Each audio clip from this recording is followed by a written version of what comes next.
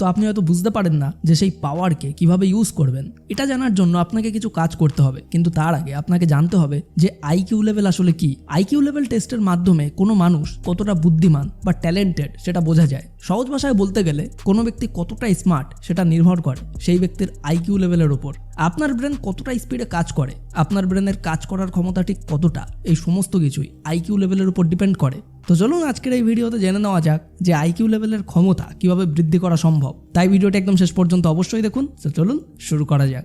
তো IQ level বৃদ্ধি করার জন্য আমাদের কিছু হ্যাবিটের প্রয়োজন, যার মধ্যে সবার প্রথমেই আসে নাম্বার 1, বুকস রিডিং। একটা স্টাডি থেকে জানা গেছে যে বই পড়লে শুধুমাত্র আপনার ব্রেন পাওয়ার কিংবা মেমোরি শক্তিই বাড়ে তাই নয়, বরং এটা আপনার আইকিউ লেভেলকে শার্প এবং স্ট্রং করে তোলে। বুক স্টোরে আপনি এমন অনেক ধরনের বুকস পেয়ে যাবেন যেগুলো আপনার আইকিউ লেভেলকে বুস্ট করতে অনেক বেশি হেল্প করবে। বর্তমান পৃথিবীতে যত সাকসেসফুল পার্সন আছেন তারা সকলেই বই পড়েন আর বই থেকে জ্ঞান অর্জন করতে পছন্দ করেন। তাই আপনাকেও নিজের আইকিউ লেভেলকে বৃদ্ধি করতে হলে অবশ্যই এই বুক রিডিং হ্যাবিটটি গড়ে তুলতে হবে। আর আইকিউ লেভেল যত বাড়বে আপনার ব্রেনের কাজ করার ক্ষমতাও কিন্তু ততটাই বৃদ্ধি পাবে। নাম্বার 2 হলো ইয়োগা অর এক্সারসাইজ। এমন অনেক মানুষ আছেন যারা কিছুতেই ভোরবেলায় ঘুম থেকে উঠতে পারেন না। ভোরবেলা ঘুম থেকে উঠতে না পারার এই প্রসেসকে আলস্য বলে। আলসেমি এমন একটি ধীরগতির যাত্রা যে গরিব মানুষেরাও এর আগে চলে যায়। তাই যদি আপনি যোগা করতে শুরু করেন তাহলে এটা আপনার ব্রেনের উপর অনেক গভীরভাবে প্রভাব বিস্তার করবে। যদি আপনি আপনার শরীরকে অ্যাক্টিভ রাখতে চান তাহলে সবথেকে ভালো প্রসেস হলো আপনার ব্রেনকে পাওয়ারফুল করে তোলার চেষ্টা করা। প্রত্যেকদিন সকালবেলা ঘুম থেকে উঠে হার্ড ওয়ার্ক অথবা এক্সারসাইজ করার ফলে আপনার হেলথ তো ভালো থাকবেই, তার সাথে সাথেই কিন্তু আপনার মেমোরি পাওয়ারও প্রখর হবে। Number 3, deep sleep. Deep sleep করবেন মানে এটা নয় যে আপনি গাধার মতো পড়ে থাকবেন আর দুপুর 12টায় ঘুম থেকে উঠবেন। মিনিমাম 7 ঘন্টা স্লিপ একজন অ্যাভারেজ পার্সনের জন্য যথেষ্ট।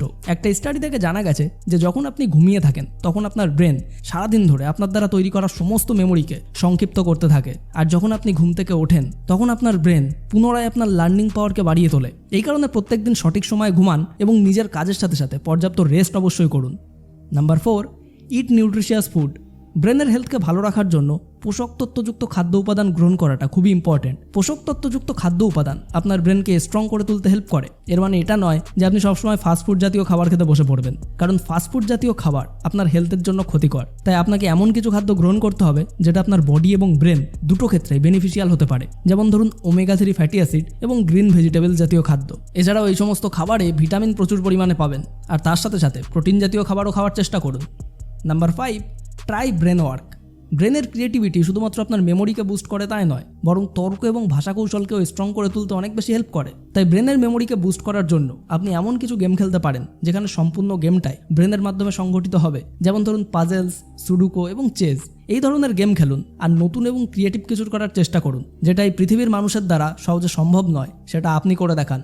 Number 6, meditation. আপনি মানুন কিংবা নাই মানুন, কিন্তু মেডিটেশন আপনার জীবনকে বদলে দেওয়ার জন্য যথেষ্ট। তাই প্রত্যেকদিন সকালে ব্রহ্ম মুহূর্তে মানে ভোর 4-5টার ভেতর ঘুম থেকে উঠে পড়ুন এবং যখন সমস্ত পৃথিবীর মানুষ ঘুমিয়ে থাকবে তখন আপনি মেডিটেট করুন। মেডিটেশন মানে ধ্যানের মাধ্যমে ব্রেনের হার্ডওয়ার্ক করা। এই ধ্যান আন্তরিক শান্তি প্রদানের সঙ্গে সঙ্গে ব্রেন পাওয়ারকে বুস্ট করতে অনেক বেশি হেল্প করে। রেগুলার মর্নিংয়ে ধ্যান করার ফলে আপনার মাইন্ড এবং ব্রেন একটা আলাদা পাওয়ারের সঙ্গে ওয়ার্ক করতে শুরু করে। Number 7, stay away from stupid people. বর্তমান পৃথিবীতে আপনার বাবা মা ছাড়া কেউই চান না যে আপনি একজন সাকসেসফুল পার্সন হয়ে উঠুন এবং অনেক টাকা ইনকাম করুন।